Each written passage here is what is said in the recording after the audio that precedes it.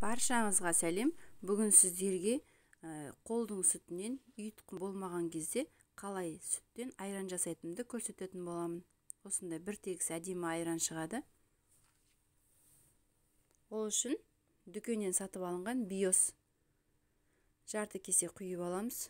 Ал сүтімізді міндетті түрде жылытып алыңыздар. Ыстық болмау керек. Ыстық болатын болса, ол іріп кетеді.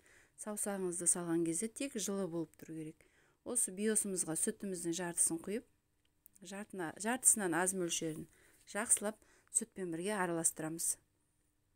Толықтай араласқан биосымызды енді осы жылы сүтіміздің үстіне құямыз. Бұны да жақсылап бір тегіс етіп араластырамыз.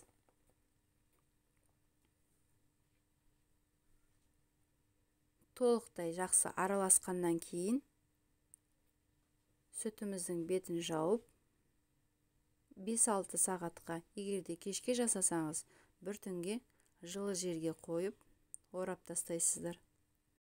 Қанша мөлшерде жасалғанын видеоның астында описанияда қалдыратын боламын.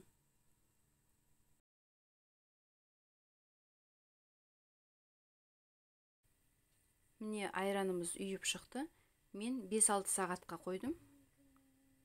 Осылай бетіне сары су шығатын болады. Оны бір ақырын қасықпен алып тастаңыздар. Сонда айрандарыңыз қою, әдемі болады.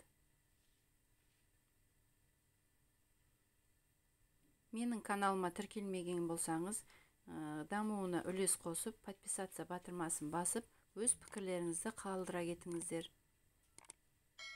Айранымыз дайын. Енді толықтай барлығын араластырып тастамаңыздар. Осылай біртіндеп бір шетінен ғана алып араластырып ішсеңіздер болады. Мен сіздерге бірден айтайын, дүкеннің сүтінен жасаған емеспін. Менде тек қолдың сүті. Видеоның соңына дейін болғандарыңызға рахмет. Сау болыңыздар.